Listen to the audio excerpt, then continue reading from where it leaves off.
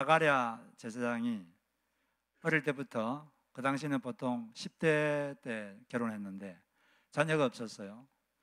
지금 거의 50이 다 됐습니다.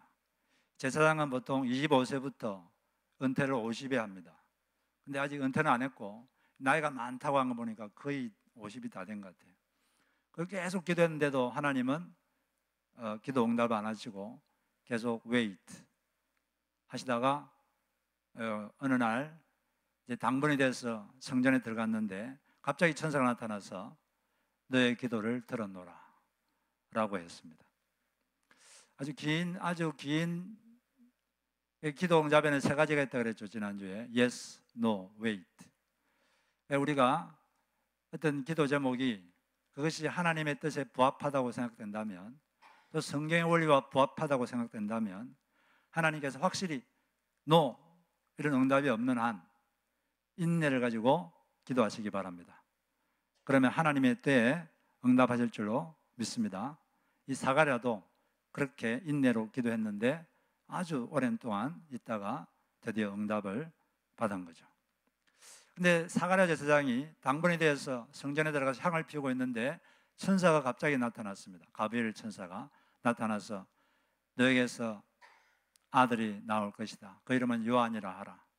이런 이야기를 들으면 현대인들은 무슨 신화가 아닌가 뭐 이런 생각을 하는 사람들도 간혹 제가 있다는 걸 알게 되었습니다.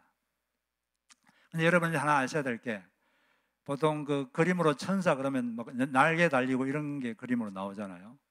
근데 성경에는 천사가 날개 달렸다는 말이 없습니다.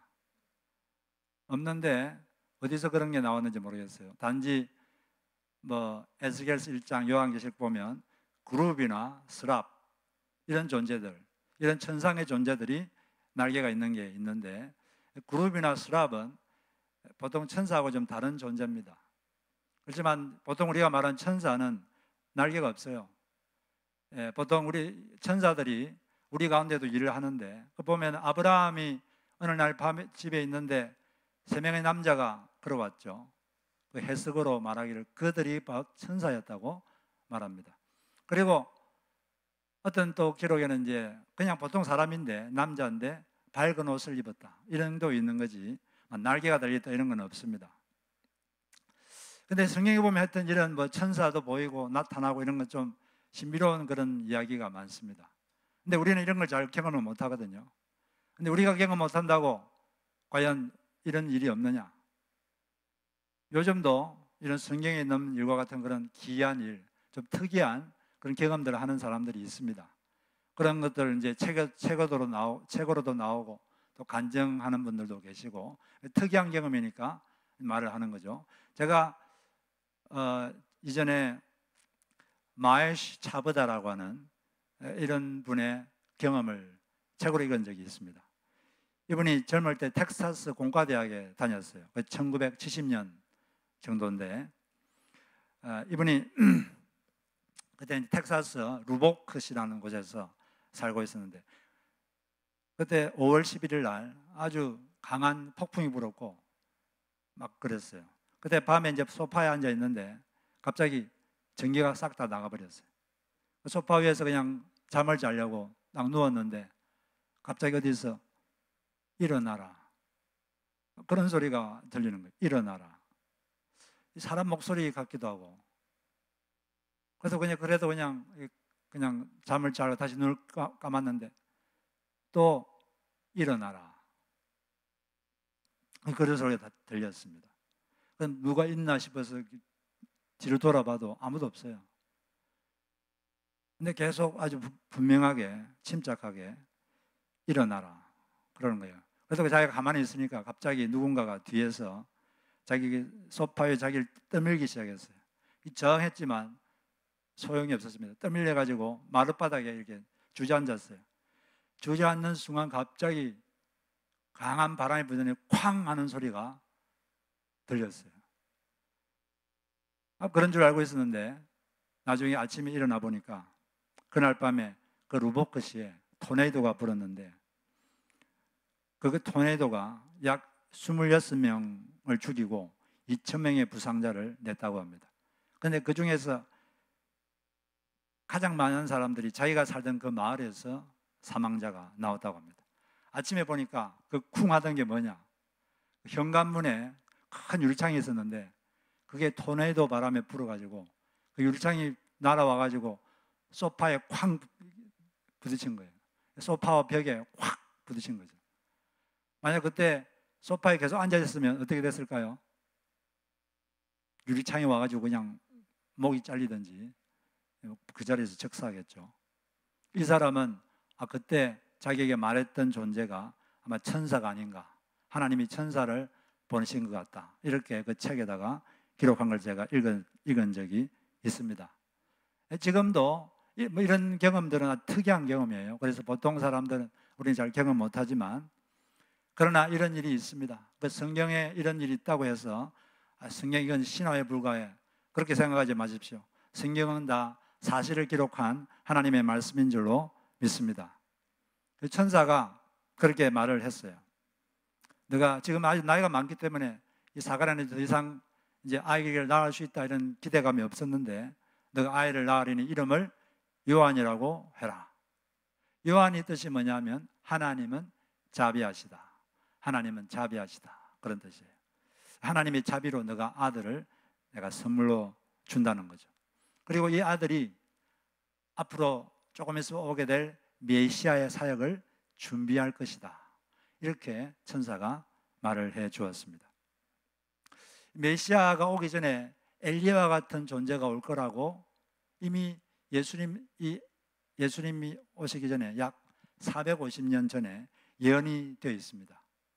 구약의 맨 마지막 책이 뭐죠? 구약 성경의 맨 마지막 예언서, 선지서가 말라기서죠. 말라기 4장에 보면, 말라기 4장 5절에 보면 다음 같은 예언이 있어요. 보라, 여호와의 크고 두려운 날이 이르기 전에 내가 선지자 엘리야를 너에게 보내리라. 여호와의 크고 두려운 날이라는 게 뭐냐면 메시아가 오는 날, 메시아가 오기 전에 엘리야, 선지자 엘리야를 너에게 보내겠다, 이렇게 말라기 선지자가 예언을 했어요. 말라기 선지자는 기원전 약 450년경에 살던 예언자입니다. 그러면 메시아가 오기 전에 엘리야가 다시 환생한다는 거냐? 엘리야는 기원전 800년경에 존재했던 사람이죠. 엘리야가 환생한다는 말입니까? 그게 아니죠.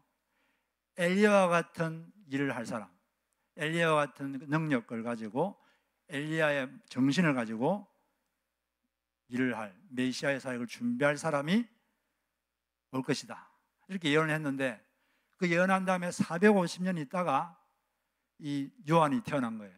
예수님이 나중에 이 요한이 곧 이 엘리야다, 예언되어 있던 엘리야라고 예수님께서 설명을 친절하게 하셨습니다. 예수님이 태어나기 6개월 전에 이 요한, 침례 요한이 탄생했죠. 그 요한이 와서 한 일은 메시아가 일을 쉽게 할 수 있도록 사람들의 마음을 준비시켜 주는 일을 했습니다. 예수님이 일을 쉽게 하려면 어떤 식으로 마음을 준비하면 예수님이 일을 좀 쉽게 할 수 있을까요? 마음을 회개하게 하는 거죠. 회개하면 믿음도 더 잘 생기고, 회개하면 하나님을 쉽게 만날 수가 있습니다. 그래서 엘리야는 그때부터 회개하라는 그런 메시지를 많이 전했는데, 엘리야도 똑같은 말씀을 전했죠. 엘리야 그러면 여러분들 생각나는 게 뭡니까? 어릴 때부터 교회 다니는 분들은 알 텐데, 엘리야 선지자 그러면 뭐가 생각나죠? 딱 생각나는 게, 기도하니까 하늘에서 불이 내렸죠. 불이 내려서 그 재물들을 다 태웠습니다. 왜 그런 일이 있었느냐?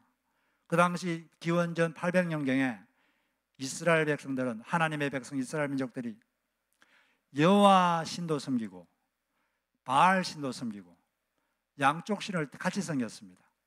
바알 신은 그 가나안 땅 사람들이 섬기던 신인데 풍요의 신이에요. 풍요를 가져다 준다, 풍요를 컨트롤한다. 정확하게 말하면 비의 신인데, 비가 와야지 농사가 되고, 그러니까 풍요를 가져오잖아요. 그 비의 신이 뭐냐? 비를 컨트롤하는 존재라는 거죠. 신이라는 말은 컨트롤하는 존재를 신이라고 합니다. 뭐 비의 신, 그럼 비를 컨트롤하는 존재.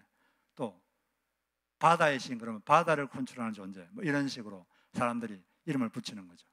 근데 바알신을 섬기고 동시에 또 여호와도 섬기고 여호와 하나님도 섬기고 같이 섬겼어요.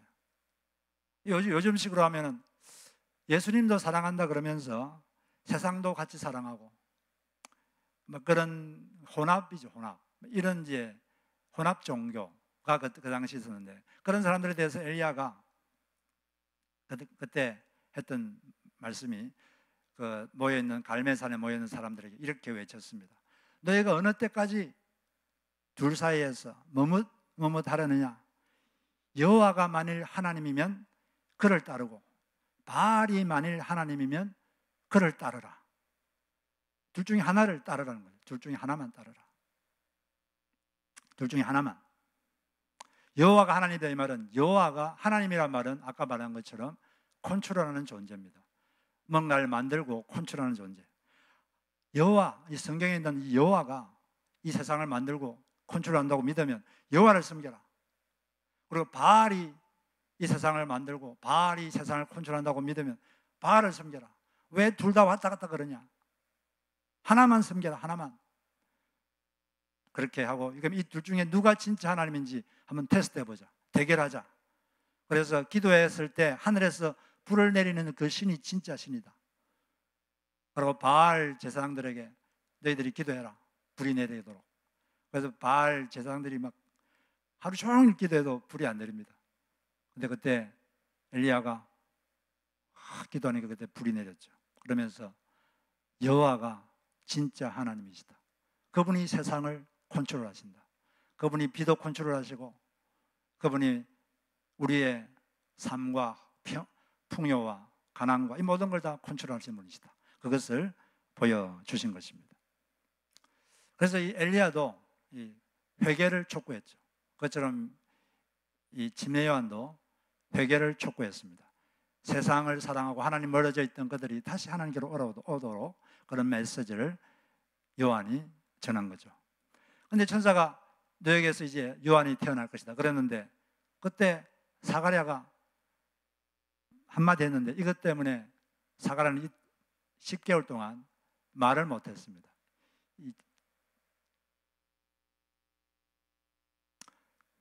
이 말하는 장애를 얻은 거죠. 농화가 되어버렸어요. 갑자기 뭐라고 했습니까? 18절, 여기 18절 보니까 내가 이것을 어떻게 알리요? 내가 늙고 아내도 나이가 많으니이다. 내가 이것을 어떻게 알겠는가? 자기가 알 수 있도록 어떤 방식으로든 증거를 보여달라, 그런 마음이 여기 담겨 있습니다. 이 속에는 의심이 들어있죠. 20절에 보면 이 천사가 하는 말이, 그 말을 듣고 천사가 하는 말이, 보라, 이 일이 되게 된 날까지 너가 말을 못하는 자가 되어 능히 말을 못하리니 이는 너가 내 말을 믿지 아니함이거니와 때가 이르면 내 말이 이루어지리라. 이 의심을 해가지고 그런 말을 하게 된 거죠. 그러니까 이 의심했기 때문에 그는 그때부터 말을 못했습니다. 말을 못했기 때문에 이제 조금 있다가 시간이 지나가지고 사가랴가 밖에 나왔는데 사람들 말을 못하니까 무슨 일이 있었습니까? 물어봐도 말을 못해요. 이걸 22절에 보니까 사가랴가 나와서 그들에게 말을 못하니 백성들이 그가 성전 안에서 환상을 본 줄 알았더라. 그가 몸짓으로 뜻을 표시하며 그냥 말 못하는 대로 있더라. 만약 말을 했으면 얼마나 좋았겠어요? 자기가 성전에서 뭘 경험했는지, 내가 천사를 봤다, 그리고 젊을 때부터 10대 후반부터 아기를 달라고 그렇게 기도를 했는데 지금 몇십 년 동안 아기가 없다가 드디어 천사가 내가 너의 기도를 들었다 그러면서 아기가 태어난다 그러더라. 이 아기가 하나님 앞에서 큰 사람이 된다고 하더라. 그러면서 말하면서 얼마나 그걸 누렸겠습니까? 근데 뭐 말을 못하니까 몸짓으로밖에 할 수가 없어요. 만약 믿었으면 하나님이 주신 이 놀라운 사건을 누릴 수 있었는데 믿지를 못하니까 누리지를 못했습니다. 믿으면 누립니다. 믿지 못하면 누리지 못합니다. 하나님이 말씀하시면 믿으시기 바랍니다. 믿으실 때 그 약속을 믿을 때 그 약속을 체험할 수 있는 것입니다. 성경에는 약속을 했지만 믿지 못해서 누리지 못한 경우가 많아요. 하나님이 뭘 약속한다고 저절로 되는 게 아닙니다. 믿어야 돼요. 하나님이 약속했는데 믿지를 못해서 경험하지 못한 대표적인 사람이 누굽니까? 출애굽한 1세대 사람들이죠. 출애굽할 때 에집트에서 노예 생활하는 사람들이 하나님의 능력으로 이제 탈출했는데 그 사람들에게 하나님이 가나안 땅에 가게 해주겠다 약속을 했어요. 그래서 이제 출애굽이 한 지 약 2년째 되는 때 가데스 바네아라는 곳이 있습니다. 그게 지금 이스라엘의 남쪽 지방 거기 있는 곳인데 거기서 이제 하나님이 이제 이 땅을 줄 테니까 쳐들어가라, 점령하라. 내가 너희들에게 이 땅을 주겠다고 분명히 하나님이 약속했어요. 이제 출애굽한 지 2년째 되는 때입니다. 그때 만약 그들이 쳐들어갔으면 그때 이미 가나안 땅은 다 정복했습니다. 40년 기다리지 않아도 돼요. 그런데 12정탐꾼이 우리가 한번 정탐해보고 결정하겠습니다. 그래서 그렇게 해라. 갔는데 보니까 성벽도 높고 사람들이 아주 신체가 장대합니다. 도저히 점령할 것 같지가 않아요. 하나님이 함께 하신다 그래도 이건 못한다. 하나님에 대한 불신을 한 거죠. 불신하니까 불순종했습니다. 하나님이 쳐들어가라 그랬는데 불신하니까 불순종한 거죠. 그것 때문에 그들은 하나님께 징계를 받아서 40년 동안 그냥 광야만 헤매다가 들어가지를 못했어요. 가나안 땅에 다 죽었습니다. 믿지를 못하니까 누리지를 못하는 거예요. 믿어야 누립니다. 그리고 이 불신으로 인한 불순종, 이것 때문에 그들은 하나님의 약속을 체험을 못했습니다. 또 뭐 때문에 체험을 못했느냐? 불평. 여러분이 민수기를 보면 거기는 이스라엘 민족들이 하나님께 징계받는 게 자주 나옵니다. 그 이스라엘 민족들이 하나님을 불신해가지고 불순종한 것도 나오지만 또 뭐가 나오냐면 불평한 게 그렇게 나옵니다. 불평. 계속 불평해요. 처음에는 음식 때문에 불평합니다. 이집트에 있을 때는 노예였지만 그래도 거기서는 마늘도 먹고 부추도 먹고 생선도 먹고 오이도 먹었는데 이게 뭐냐? 음식 때문에 불평하고 조금 있으니까 물이 잘 있다가 물이 좀 부족해지니까 또 물 때문에 또 불평하고 조금 있으니까 이제 지도자 모세를 불평했습니다. 우리 지도자 문제가 많다. 지도자를 막 불평했습니다. 또 조금 있다가는 길을 좀 돌아가게 됐어요. 에돔 지역을 빙 우회하게 됐습니다. 빙. 그러니까 또 이 길을 우회한다고 막 불평했습니다. 그러니까 하나님께서 화가 나셔서 그때마다 징계하셔서 많은 사람들이 죽었죠. 불평하지 말고 현재 있는 것을 감사하시기 바랍니다. 현재 가진 것이 작더라도 현재 있는 것을 감사하면서 최선을 다해 사는 게 우리 그리스도인의 삶인 줄로 믿습니다. 불평하지 말고 불신하지 말고 그렇게 살 때 우리가 누릴 수 있는 거예요. 믿어야 누립니다. 믿음으로써 이 하나님의 약속을 믿음으로써 하나님의 약속을 체험하시는 여러분들 다 되시기를 바랍니다. 그런데 이 사가랴는 믿지를 못했지만 50 거의 다 돼가지고 애가 난다를 믿지 못했는데 사실 더 믿기 어려운 마리아는 믿었어요. 마리아가 그 뒤에 보면은 뒤쪽에 보면은 마리아가 처녀입니다. 아직 결혼도 안 하고 약혼한 상태에서 갑자기 또 천사가 나타나서 너에게 아이가 태어날 것이다. 이름을 예수라 하라. 그랬을 때 이 마리아가 뭐라 그랬으면 34절에 보니까 마리아가 천사에게 말하되 나는 남자를 알지 못하니 어찌 이 일이 있으리이까. 이거는 아까 그 사가랴가 한 말과 한국말로 보면 좀 비슷한데 그때 사가랴 말은 좀 의심해서 한 말이고 이 마리아 말은 의심해서 한 말이 아니에요. 의심했다는 말이었거든. 천사가 그런 말 하지 않았거든요. 이거는 무슨 말이냐? 내가 남자와 관계를 못 가졌는데 어떻게 이런 일이 생길 수 있습니까? 어떻게? 그 어떤 방법으로 되겠습니까? 그 방법을 그냥 물어본 거예요. 근데 사가랴는 내가 알 수 있도록 어떤 증거라도 좀 보여달라, 이런 이제 의심하는 마음으로 한 거죠. 어떻게 해야 되겠습니까? 그러니까 천사가 답을 줬습니다. 성령이 너에게 임하시고 지극히 높으신 이의 능력이 너를 덮을 것이다. 그러면 하나님의 아들이 너에게서 나올 것이다. 방법이 뭡니까? 성령이 너에게 임하시고 하나님의 능력이 너를 덮으면 된다. 그러면 불가능한 것도 가능해진다. 할렐루야. 여러분 삶 속에 성령이 임하시고 하나님의 능력이 덮으면 불가능한 것도 가능해질 줄로 믿습니다. 우리가 기도하는 것은 바로 하나님께서 이 일을 할 수 있다고 믿기 때문에 기도하는 거죠. 하나님 말씀을 믿고 그 믿음을 가지고 기도하시고 행동하시기를 바랍니다. 하나님의 모든 말씀은 능치 못한 일이 없는 것입니다.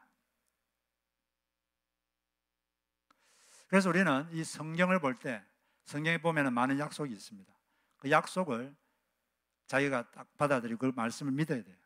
믿고 그걸 가지고 기도하고 그럴 때 그 말씀이 체험이 되는 것입니다. 성경을 보면은 약속들이 과거에 기록된 약속들이 많죠. 그런데 과거에 기록됐지만 지금 현재 신약 시대에 살고 있는 우리에게 하나님이 하신 약속입니다. 고린도서 1장 20절에 보면은 하나님의 약속은 그리스도 안에서 예가 된다. 그래야 우리가 아멘하여 하나님께 영광을 돌리게 되느니라. 하나님의 많은 약속은 예수 그리스도 안에 있는 사람들에게는 다 예스, 해당된다는 거예요. 그래서 우리가 아멘 하고 믿음으로 받아들이고 그걸 붙잡고 행동하고 기도하면 그 약속이 이루어지는 것입니다. 대표적인 예를 한번 들어보면 우리가 잘 알 말씀 중에 히브리서 13장 5절이 있습니다. 이게 어떤 말씀이냐면 히브리서 13장 5절 돈을 사랑하지 말고 있는 바를 족한 줄로 알라. 그가 친히 말씀하시기를 내가 결코 너희를 버리지 아니하고 너희를 떠나지 아니하리라 하셨느니라. 이 보니까 돈을 사랑하지 말고 있는 바를 족한 줄 알라. 그 이유는 뭐냐? 그가 친히 말씀하시기를. 말씀하시기를 이 말은 이게 인용한 거죠. 구약에 있는 말씀을 인용했는데 내가 결코 너희를 버리지 아니하고 너희를 떠나지 아니하리라 라고 하셨느니라. 어디에 있는 말씀을 인용한 겁니까? 내가 결코 너희를 버리지 아니하고 너희를 떠나지 아니하리라. 이게 어디에 있는 말씀이죠? 이게 여호수아 1장 5절에 있는 말씀을 인용한 겁니다. 여호수아 1장 5절. 거기 보면은 하나님께서 여호수아에게 모세가 죽은 직후에 여호수아에게 이렇게 말합니다. 너의 평생에 너를 능히 당할 자 없으리니 내가 모세와 함께 있던 것 같이 너와 함께 있을 것임이니라. 내가 너를 떠나지 아니하며 결코 버리지 아니하리라. 하나님께서 여호수아에게 한 약속이에요. 이것은. 그런데 히브리서 기자가 이 말씀을 가지고 와가지고 신약시대 모든 성도들에게 해당되는 말씀이라고 한 것입니다. 히브리서 13장 5절에 구약에 어떤 말씀이 있든지 그 약속이 있든지 여러분들이 그 말씀을 내 것으로 받아들이고 믿으면 여러분 것이 되는 줄로 믿습니다. 그 말씀을 그냥 탁 받아들이고 믿어야 돼요. 성경이란 건 놀라운 책입니다. 성경에 어떤 말씀이 마음에 와닿으면 그걸 그냥 넘어가지 말고 그 말씀을 꽉 붙잡고 외우고 계속 입으로 고백하고 그걸까지 기도하고 그걸 토대로 행동하고 그럴 때 그 약속을 체험할 수 있게 되는 것입니다. 제가 또 어떤 놀라운 간증을 제가 들었는데 김경미라는 집사님이 계신데 이분이 초등학교 4학년 아들이 있었는데 신경화 세포증이라는 소암에 걸렸습니다. 암이 4기 말입니다. 너무 늦어서 수술도 못하고 현대의술이 아무것도 할 수 없다는 것입니다.